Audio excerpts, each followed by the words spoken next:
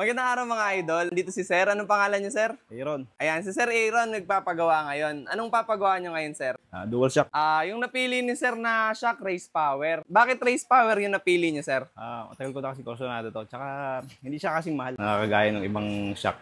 Ito, siguro matibay naman to. Bali, ito sir yung kasama sa package yun, sir. Race power, fully adjustable. Na-adjust yung compression, tsaka rebound. Mamaya, bali, papakita ko sa inyo, sir, pag nakakabit na sa motor nyo. Para, kahit kayo na lang mag-adjust, sir, kaya-kaya nyo sa box. Okay. Thank you.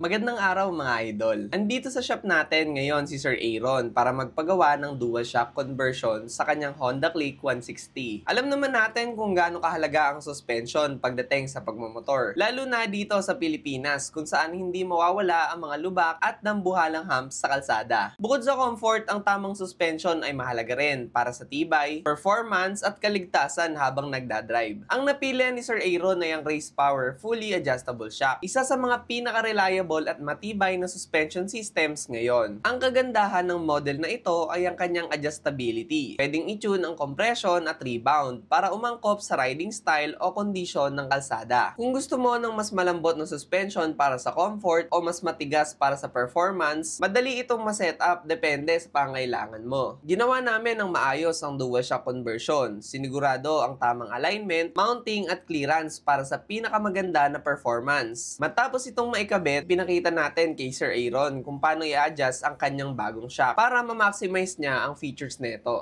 Bali, sir, ang pag-adjust nito, pag ganito naka-open, nasa pinakamalambot siya na compression. Tapos, pag ito, nakasagad sa minus, pinakamabilis na balik ang rebound.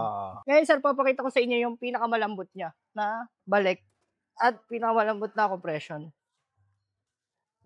Lambot na. Ma-advise ko lang shop ng pag naka-single lang kayo, wala kayong. Tapos ito, isa-set natin siya sa pinaka-matigas para makita nyo rin yung comparison. Sige. Parehas lang dapat, sir. Kaliwa kanan. Pantay. Tapos yung balik niya, sir, isa-set ko siya sa pinaka-tigas para makita nyo talaga na nagpa-function yung race power natin, sir. Pansinin nyo yung difference, sir. Tigas Tsaka ang tagal niya bumalik. Yan yung pinaka-sagad nung rebound, sir. Yan, isa-set ko na siya, sir, ng pang may angkas. Okay lang, sir. Sakay po kayong dalawa. Sakay po kayo. Okay lang.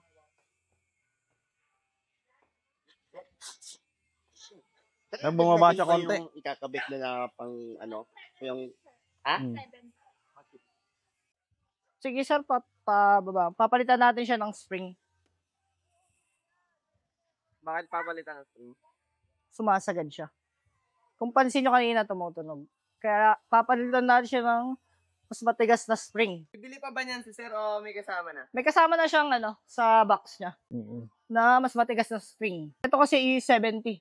70 lang. Palitan natin siya ng 90. Habang tinetesting natin, napansin natin na kailangan ng mas matigas na spring para mas ma-accommodate ang bigat at kondisyon ng kalsada. Buti na lang ang Race Power Shock ay may kasamang extra spring, kaya hindi na kailangan bumili pa. Agad nating pinalitan at siniguradong fit na fit ang setup para kay Sir Aaron at sa kanyang OBR. Pagkatapos ng lahat, tinesting ulit ni Sir Aaron at super satisfied siya sa resulta. Smooth na ang ride, mas kontrolado ang handling at ready na ang kanyang motor. Kung gusto nyo rin ng ganitong klase ng upgrade para sa motor nyo, huwag nang magdalawang isip. Tara na rito sa St. Joseph Homes 1, Gulod, Cabuyao, Laguna. Siguradong sulit at maayos ang serbisyo mga idol.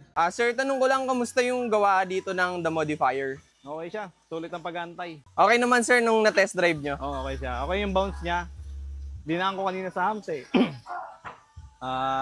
okay yung bounce niya. Hindi siya masakit sa katawan.